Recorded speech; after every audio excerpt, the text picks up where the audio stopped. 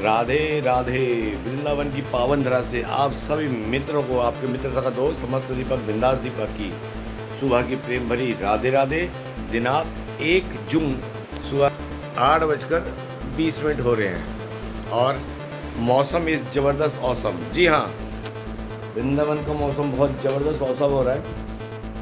मैं सुबह करीब 6:30 6:30 का उठा हूँ और वृंदावन का मौसम बहुत ज़बरदस्त हो रहा है। दास दीपक आपको सारी अपडेट देता है और खूब बारिश हुई है, झमाझम खूब मौसम सुहाना हुआ पड़ा इस समय। बारिश खूब हुई है, रात भर बारिश हुई है वृंदावन के अंदर, जैसा कि आप देख पा रहे हैं। कल शाम को लू चली थी, जैसा कि आपने ब्लॉग में देखा होगा। पूरे आसमान में बादल छाए हुए बिल्कुल, और यहाँ भगवान सूरज ढके पड़े हैं, बादलों ने ढक रखा है और यहाँ आपका मस्त दीपक बिंदास दीपक सुबह सुबह ब्रज का आनंद ले रहा है। अच्छा लगता है ब्रज में, सच में बाछे खिल जाती है, मन गदगद रहता है खुशी के मारे। कुटिया में पड़े रहो, कहीं मत जाओ, वृंदावन का आनंद आता है। सच में कुटिया में पड़े पड़े वृंदावन का आनंद आता है। अब तो कुछ बनाना आ गया है इसलिए कुछ ना कुछ जुगाड़ करता रहता हूँ। ठीक है, ये बहुत अच्छा लग रहा है। आज 1 जून है 2025 और मौसम एक ज़बरदस्त मौसम। और चलिए, अभी मैंने सुबह सुबह का अभी अपना गुनगुना पानी जो गर्म करके पीते हैं वो भी नहीं पिया है।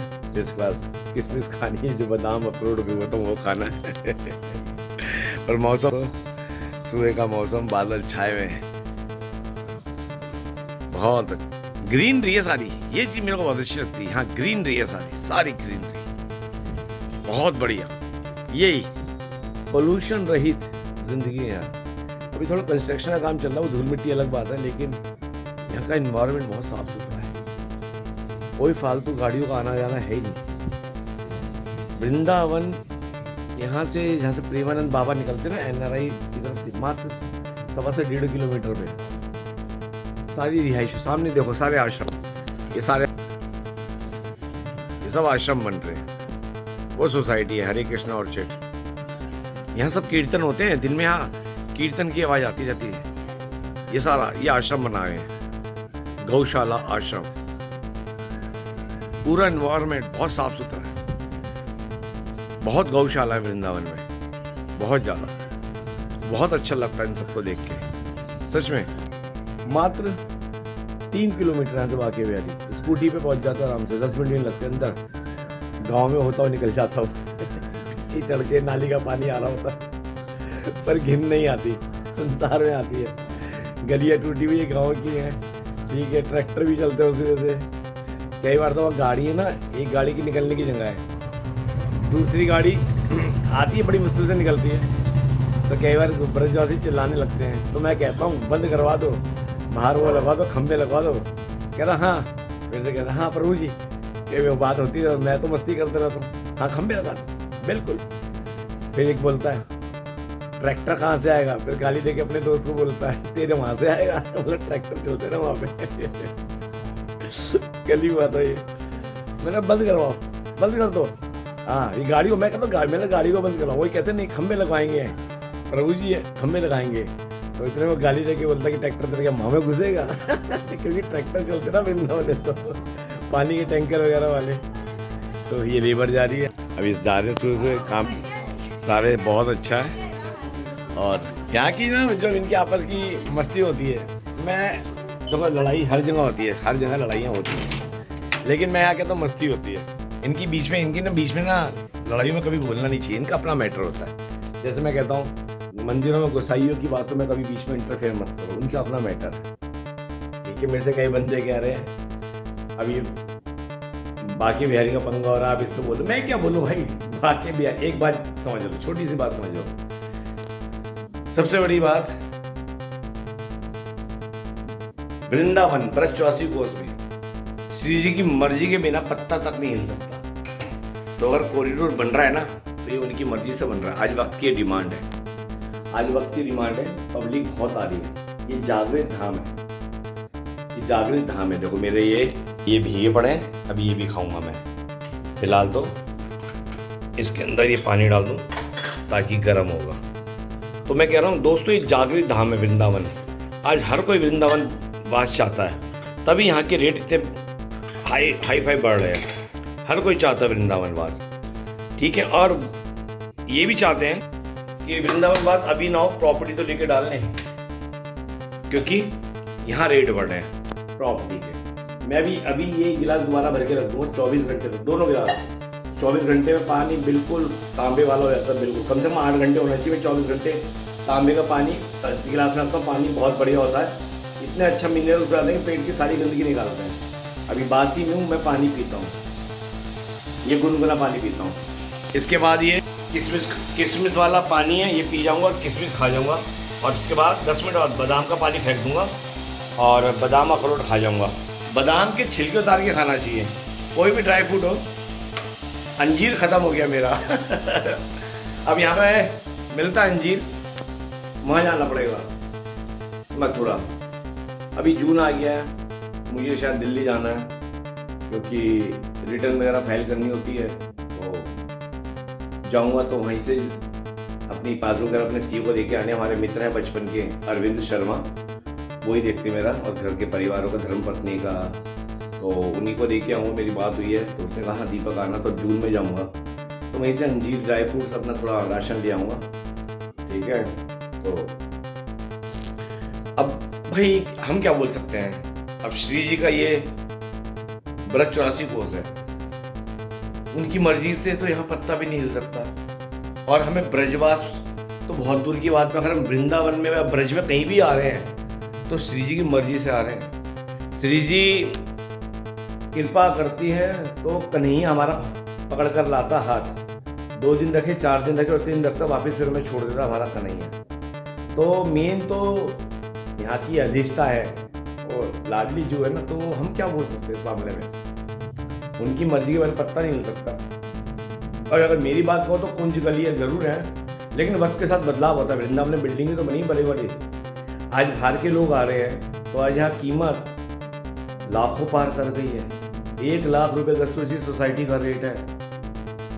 और अभी तो कॉरिडोर के नाम से इतना बढ़ा हुआ है रेट, इतनी बिल्डिंगें बन गई। मैं सरकार से एक बात जरूर बोलूँगा, भाई इतनी भी बिल्डिंग ना बनने दें कि ब्रज का पूरा गांव खत्म हो जाए, वृंदावन का या ब्रज 84 कोस का। हर चीज़ की एक लिमिट अच्छी होती है, ये तो मैं ज़रूर बोलूँगा योगी सरकार से। हर प्रॉपर्टी को, खेत की जो एग्रीकल्चर लैंड है उसे आर जोन में कन्वर्ट ना करें। ये पूरा वृंदावन या ब्रज 84 कोस ही खत्म हो जाएगा। गिरिराज में भी कहते हैं बहुत ज़्यादा बिल्डिंगें बन रही, भाई इतनी नहीं, धर्मशाला वो समझ आती हैं। आज तो धर्मशाला के नाम पे वृंदावन में हो चाहे बरसाने में होटल ही चल रहे हैं। मेरे से कई फ़ोन करती मेरी मित्र, दीपक जी वहाँ पे कोई धर्मशाला देख लो। अरे मैंने कहा भैया आश्रम धर्मशाला सिर्फ होटल है, यहाँ पे आश्रम और धर्मशाला के नाम पे होटल ही चल रहे हैं। ये जितने भी है ना अपने ट्रस्ट बना के चला रहे हैं, ये आश्रम है, सब होटल है। 1000 रुपये से कमरा कहीं कम नहीं है। बात कड़वी पर सच है, ठीक है। तो जब श्री जी की मर्जी के बगैर यहाँ पत्ता नहीं हिल सकता तो हम क्या बोल रहे इस मामले में। हमारे मित्र हैं गोसाई जी, तो मैं कहता हूँ देखो जी आप सोचते क्यों इतना, मेरे परम मित्र हैं, उनकी एक बात अच्छी लगती है, जिससे भी मिलवाएंगे एक बात बोलेंगे, मेरा बचपन का यार है मेरा बचपन का यार है पहली बार ये बात तो सच है, पूर्व जन्म की यारी हमारी, तभी इस उम्र में आके इस मोड़ पर राधा वल्लभ जी में उनसे दोस्ती हुई है और उन्होंने ही मेरे को अपना दोस्त बनाया। मेरी तो औकात नहीं थी सबसे कहते मुझे बचपन का यार है मेरा बहुत क्यूट है। तो मैं उनसे कहता हूँ यार क्यों इतना सोच रहे हो, छोड़ दो श्री जी पर। जब ब्रज में चलती ही उन्हीं की है, होना ही वही है जैसा वो चाहेंगी। तो मैं तो उनको यही बोलता हूँ। तो मेरे से बोल रहे थे दीपक जी आप क्या कहते हो, मैंने कहा जी वक्त के साथ चलना चाहिए, कॉरिडोर बनना चाहिए, क्योंकि गली बहुत साख नहीं। देखो पुराने मकान है, अभी थोड़े दिनों पहले आपने देखा होगा बंदर लड़ते लड़ते एक छज्जे पे गिरे, उसके नीचे 5 लोग मर गए। पुराने जर्जर मकान हो गए हैं। आज डिमांड है कॉरिडोर की, ठीक है। अब मंदिर का निजी फायदा जो है उसको लेके गोसाई क्या बोलते भाई, उससे मेरा कोई टिप्पणी नहीं। इस मामले में मैं कुछ नहीं बोलना चाहता, ठीक है। पता सबको है, लेकिन मैं इस मामले में बोलना नहीं चाहता, क्योंकि देखो मंदिर से मेरा मैटर ये है कि मेरे बाके बिहारी के दर्शन करने होते हैं मुझे बस, ठीक है। अब वहाँ के गोसाई क्या है, सोच क्या है, समझ क्या है, चढ़ावे को लेकर दिमाग है उनका, या उनसे मंदिर छिन रहा है, इस मामले में सरकार जाने, मंदिर कमेटी जाने। पर मैं तो ये कहता हूँ कॉरिडोर बनना चाहिए, वक्त की डिमांड है। जब बिल्डिंग बनी है, लोग आ गए हैं, अब गाड़ियाँ आ रही हैं, यहाँ गाड़ियाँ आ रही हैं, ठीक है। और गाड़ियाँ पता है यहाँ पे 100 रुपये पार्किंग, जो कि इलीगल है। तांबे की गिलास में पानी पीता हूँ सिप सिप करके, गुनगुना। यहाँ पे मेरे को अच्छे से याद है 20-30 रुपये पार्किंग हुआ करती थी, और आज भी है। मैंने कई बार बोला है पार्किंग वालों को, मैंने यहाँ तो 20-30 की पार्किंग करते रहे, जैसा 50 की 100 की। पता क्या कहते हैं? पुलिस वालों से बात करो। इसका मतलब क्या हुआ? कहते हैं पुलिस वालों से बात करो, मतलब पुलिस वाले चला रहे पार्किंग, या तो पुलिस वाले चला रहे हैं या पुलिस वाले से मिली हुई है। ये आधे पुलिस के आधे इनके, ये तो उनके शब्द होते हैं ना, पुलिस वालों से बात करो। तो ये भी यहाँ पे एक धंधा चल रहा है। खैर, श्री जी जाने सच्चाई क्या है। अगर ऐसा ही कर रहे हैं वर्दी की आड़ में तो गलत है। एक क्षत्रिय पुलिस मतलब रक्षक, और वो गलत काम करेगा तो ऊपर वाला छोड़ेगा नहीं, ठीक है। तो जब उन्होंने इतनी बड़ी बात बोली है, पुलिस वाले से बात करो, उन्हीं से बोलो 100 रुपये क्यों करवाई उन्होंने। मदन मोहन के आगे पार्किंग 100 रुपये, पहले 20-30 रुपये हुआ करती, जा सकता 40-50 अब भी। कह रहे नहीं जी, पुलिस वालों से बात करो। अब क्या बोल सकते हैं? उसका मैं कहने का अभिप्राय क्या है, ये हो या तो हो सकता है पुलिस वाले चला रहे हैं, या पुलिस वालों ने रेट बढ़ा रखे हैं, डबल करो तभी ये पार्किंग होगी। अब भगवान जाने। देखो जीवन में ना बहुत चीज़ें ना इग्नोर करनी पड़ती है। अब हम ब्रजवास कर रहे हैं तो हमें इससे मतलब भी नहीं है, लेकिन प्रेमानंद बाबा जी की एक बात सुनी ना, उसके न्याय में ना कभी देर ही नहीं होती है। जितने भी रिश्वतखोरी ये सरकारी तंत्र कर रहा है, या नेता जितनी भी हराम की खा रहे हैं, निकलेगा।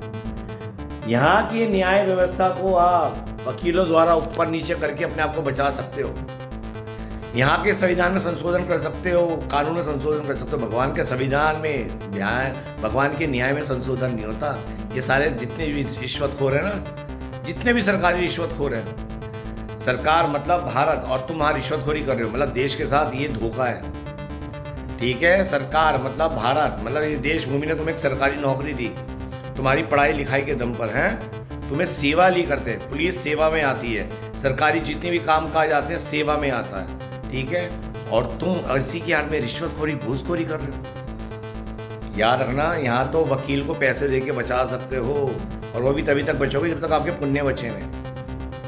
लेकिन भगवान की मेरे खरी के यहाँ ना कोई वकील नहीं होता, सीधा फैसला होता है। इसलिए वहाँ एक बात संत भी कहते हैं, किसी से डरो ना डरो, अपने अंदर बैठे भगवान से डरो। मैं बंद कमरे में क्या कर रहा हूँ ना, ये मेरे अंदर बैठे भगवान श्री कृष्ण ने भगवत गीता में बोला, आत्मा के बगल वाली सीट पे मैं बैठा हूँ, अर्थात मैं खुद सब कुछ देख रहा हूँ, सब कुछ। आप कहोगे सब कुछ देख रहे हैं तो बोलते क्यों नहीं? भगवान सिर्फ विटनेस की दृष्टि से देख रहे हैं, शांत भाव में, सिर्फ विटनेस क्या हो रहा है। जैसे आप सड़क पे बाहर जा रहे हैं, प्लेटफॉर्म पे बैठे हैं, लोग आ रहे हैं जा रहे हैं, आप सिर्फ देख रहे हैं कौन क्या कर रहा है। आप ट्रेन में बैठे, बस में सफर कर रहे हैं, लोग उतर रहे चढ़ रहे, सिर्फ आप देख रहे हैं। सिर्फ वो साक्षी भाव से, सिर्फ ये कि मैं देख रहा हूँ कौन क्या कर रहा है। इसलिए भगवान से कोई नहीं बच सकता। भगवान जब फैसला करे, ये जितनी भी हराम की खाने वाले कोई बच्चे का नहीं। भगवान प्रेमानंद जी भी क्या कहते हैं, ढूंढ लो जो भी गलत कर रहा है रिश्वतखोरी, उससे बचेगा नहीं, बहुत गंदा भुगताना पड़ेगा।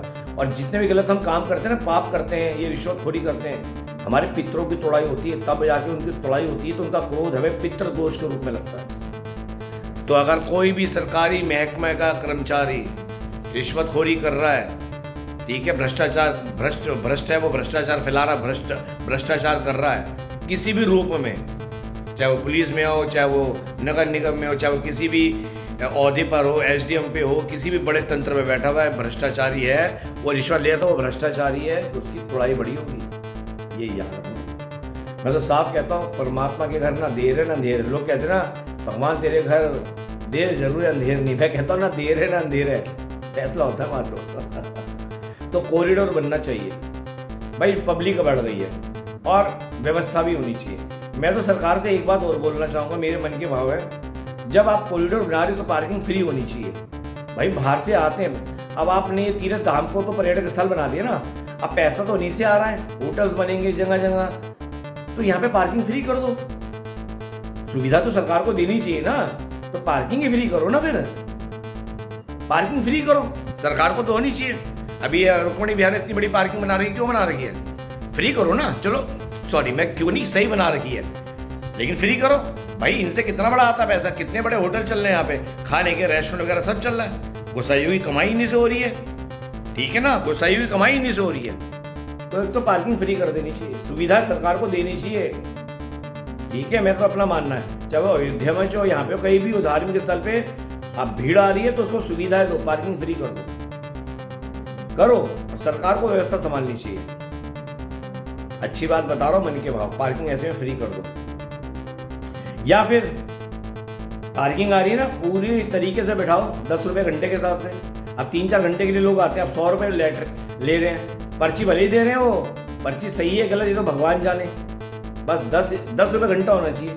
या शुरू का जो 1 घंटा 20 रुपये का होना चाहिए, उसके बाद जितनी देर गाड़ी खड़ी हो 10 रुपये घंटा होना चाहिए। अगर वो 4 घंटे भी लगा के गए, शुरू के 20 घंटे हो गए और 3 घंटे 50 रुपये तो होंगे। या फिर 100 रुपये ले तो सारा दिन की होनी चाहिए पार्किंग, ऐसा ही पर्ची में मेंशन नहीं होता, ये होना चाहिए। 10 रुपये घंटे ही पार्किंग होनी चाहिए। और अगर बंदा सुबह एक साथ 30, 40 या 50 रुपये दे रहा है तो 100 रुपये तो पूरे दिन के होगा, उस समय के 50 रुपये में होनी चाहिए। वो सुबह 6 बजे लगा के 2-3 बजे कमाए। इस तरह को सरकार को कोई व्यवस्था बनानी चाहिए, मेरी एक राय है, ताकि ये रिश्वतखोरी भ्रष्टाचार खत्म हो और सही लोग पार्किंग को संभालें, सही लोगों के हाथ में पार्किंग। एक जगह और भी है, यहाँ पे रुक्मणी विहार की तरफ से आते सामने, वहाँ 50 रुपये पार्किंग है। रुक्मणी विहार की जो पार्किंग बड़ी, वहाँ 100 रुपये लेते, सामने जो है वो लगा रहे हैं 50 रुपये ले रहे हैं। बताओ, वो भी तो पार्किंग चला रहे हैं ना। ये चीज़ पे होना चाहिए, बहुत कुछ बदलाव होना चाहिए। सरकार को मंदिर अपने हाथ में ले लो, ठीक है, वो तुम जानो, मंदिर प्रशासन जाने, ठीक है, ये तो गोसाई जाने वो क्या कह रहे क्या नहीं कह रहे, मेरा से कोई मैटर नहीं है। लेकिन बदलाव हो रहा है तो बदलाव होना भी चाहिए। वक्त के साथ गलियों का, वृंदावन का सौंदर्यीकरण होना चाहिए, कॉरिडोर जरूर बनना चाहिए, ये वक्त की डिमांड है। मंदिर परिसर बड़ा होना चाहिए, ठीक है, और मंदिर उनके हाथ में होना चाहिए जो जाए आराम से प्रसाद चढ़ाए, और प्रसाद बिगर पैसे के चढ़ना चाहिए। देखिए, जब धर्म धंधा बन जाए ना तो सोच लो फिर अब कोई सुनवाई नहीं है।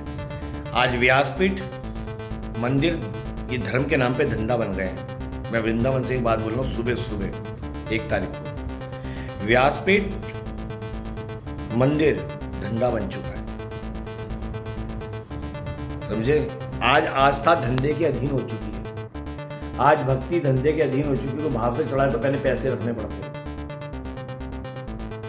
चाहे वो कहीं भी हो। पैसा आप 100 रुपये रखो तो जाके ठाकुर जी को भोग लगे। बताओ, इन्होंने ठाकुर जी को बिकाऊ बना दिया कि पैसे रख तो भोग चढ़ेगा। यही कलयुग है। इंसान की बुद्धि भ्रष्ट क्यों नहीं होगी? जब मंदिर से भ्रष्ट, मंदिर में ही भ्रष्ट हो, मंदिर का तंत्र ही भ्रष्ट हो चुका है, तो पैसे के बिगड़ बात ही नहीं होनी। मैं तो यही कहता हूँ, भैया वृंदावन आओ, किसने कहा बाकी बिहारी में या किसी मंदिर में आप प्रसाद चढ़ाओ, सबसे बड़ा प्रसाद है उनके दर्शन करना। तुम दर्शन 10 मिनट करते नहीं हो, हैं, जानकर को 100 रुपये देके आगे प्रसाद भेज दिए, प्रसाद नहीं होता चढ़ता। अपने घर में जाओ, घर में ही अपने ठाकुर को भोग लगाया करो। यहाँ तो सबसे बड़ा प्रसाद है अपने बाकी बिहारी, राधा वल्लभ, राधा रमण, मदन मोहन, जिसके भी आप राधा दामोदर दर्शन करते हो, वो दर्शन सबसे बड़ा प्रसाद है, ठीक है, दर्शन सबसे बड़ा प्रसाद है। ये मेरी राय है, ठीक है। और वैसे भी ठाकुर जी को तो घर के अंदर तुलसा रख के भोग अर्पण किया जाता है, यहाँ तो ऐसे चढ़ा के आया था। यहाँ की व्यवस्था से मैं भी कुछ नहीं हूँ, लेकिन क्या है, मैं इतना जानता हूँ, श्री जी है, सब देख रही है, वो टेढ़ों को सीधा करना जानती है। वो बाकी बिहारी है ना, श्री जी तो चुप है, कोमल है, वो तो हृदय वाली है, मुझ जैसे हमको भी प्रजवास दे रखा है। लेकिन बाकी बिहारी टेढ़ा है ना, वो टेढ़ों को सीधा करना जानता है, इसलिए वो टेढ़ा है। ये कलयुग में टेढ़ों को ही सीधा करना है, वो सब देख रहा है, और उसी की मर्जी से ये कॉरिडोर हो रहा है। और मैं कहता हूँ कॉरिडोर बनना चाहिए, व्यवस्था यहाँ में सुधार होना चाहिए, वृंदावन का सौंदर्यीकरण होना चाहिए। और सरकार से निवेदन है कि भैया बहुत लैंड यूज चेंज कर लिया, एग्रीकल्चर लैंड को आपने आर जोन में कर दिया, अब बिल्डिंगें नहीं बननी चाहिए। ठीक है, क्योंकि ब्रज 84 कोस का सौंदर्यीकरण गाँव से है, यहाँ के खेतों से है। ठीक है, तो अब गोवर्धन में ले लो, कितनी सोसाइटी, बड़ी बड़ी बिल्डिंग बन रही है। तो अब होना चाहिए रुका, कहीं ना कहीं थमना चाहिए सरकार को। आगे सरकार को जैसा सही लगे। अपने को तो एक छोटी सी कुटिया मिली, हम इसमें खुश हैं। और यही बोलूँगा, ब्रज में आओ तो गंदगी ना फैलाओ, भोग वासना से, नशे से दूर रहो। अरे पानी नहीं पिया देखो।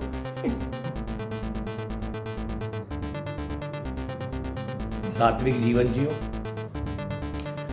यहाँ पे आगे ईर्ष्या निंदा किसी की मत करो, ठीक है। और प्रसाद के चक्कर में जंतोजहन मत करो। ठाकुर जी, जिसका भी आपकी आस्था, राधा वल्लभ, बाके बिहारी, मदन मोहन, राधा रमन जी, राधा दामोदर जी, जहाँ आपकी आस्था है, जहाँ जाओ सिर्फ दर्शन करो, जी भर के निहारो अपने बाके बिहारी को। 5 मिनट भी जाता हूँ, चाहे भीड़ होती है, मैं चुपचाप साइड खड़े कर 2 मिनट निहार के अपने बाके बिहारी को आया था। और राधा वल्लभ जी तो हमारा ठिकाना ही, आराम से शांत होकर बैठते रहते हैं। हमारे मित्र हैं अभय जी के, उनके पास बैठे रहते हैं। उनका एक नेचर बहुत अच्छा, हाथ पकड़ के बैठा लेंगे, आ गए बैठ जाओ, बैठे रहो, आ गए, अच्छा अब मैं शाम को घर बैठता हूँ, वहाँ पे आ जाया करो यार, दीपक आ जाया करो यार। बड़े भाव है यार उनके। गोलू मोलू क्यूट से कहते बनना चाहिए। मैंने कहा बनना चाहिए, बाकी श्री जी जाने उनका वृंदावन है। वो देखेंगे तो बोलेंगे अच्छा बहुत बोल रहा है। वो सोचते रहते हैं, बहुत सोचते रहते हैं। अबे मैंने यार क्यों सोचते हैं, जिसका जो ब्रज 84 को जिसका वो सोचेगी, नहीं दीपक जी सोचना पड़ता, मतलब मत सोचो, होगा वही जो हो जाएंगी।